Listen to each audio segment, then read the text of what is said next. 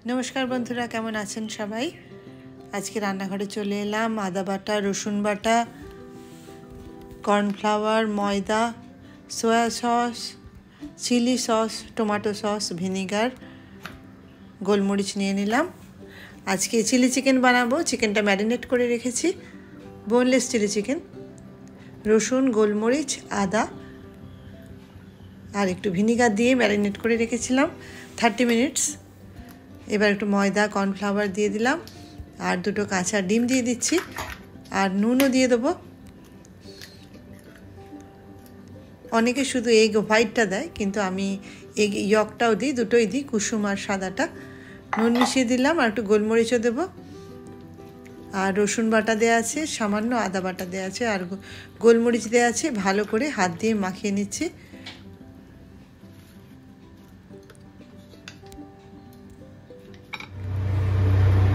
এবার সাদা তেল গরম করে মিডিয়াম ফ্লেমে সমস্ত ম্যারিনেট চিকেনটা, বোনলেস চিকেনটা একটা একটা করে ছেড়ে দিচ্ছি।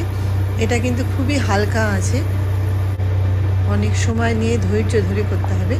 আঁচ বাড়িয়ে করলে চিকেনের ভেতরটা ভালো করে ফ্রাই হবে না, খেতে অতটা ভালো হবে না। তাই ধৈর্যের সাথে সময় নিয়ে এটা ফ্রাই করবেন।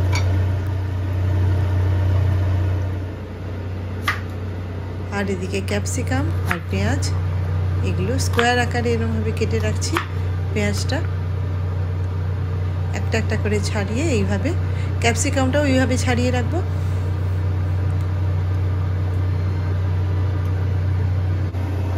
আর এদিকে চিকেনটা ভাজা হয়ে গেল। ফ্রাইড চিকেনটা এমনি এমনিও খাওয়া যায়, এটা খুবই ভালো লাগে। স্ন্যাক্স হিসাবেও এটা আপনারা বানাতে পারেন। চলুন মেখে দিয়ে আসি কটা ভাজা চিকেন, তারপরে ভাত দিয়ে আবার চিলি চিকেনটা খাবে।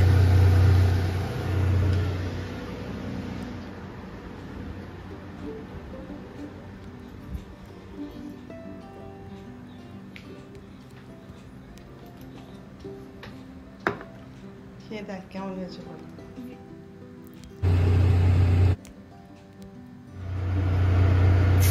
এবার তেল গরম করে রসুন দিয়ে দিলাম প্রথমে, তারপরে আদা বাটা, তারপরে কাটা সবগুলো দিয়ে দিলাম, পেঁয়াজ, ক্যাপসিকাম, তারপরে ভাজা চিকেনগুলো মিশিয়ে দিলাম।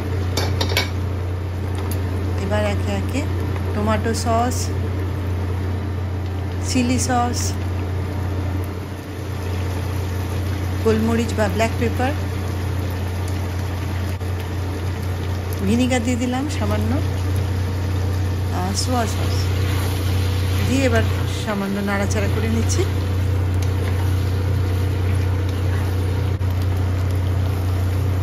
এইবার ইলেকট্রিক কেটল থেকে একদম গরম জল মিশিয়ে দিলাম।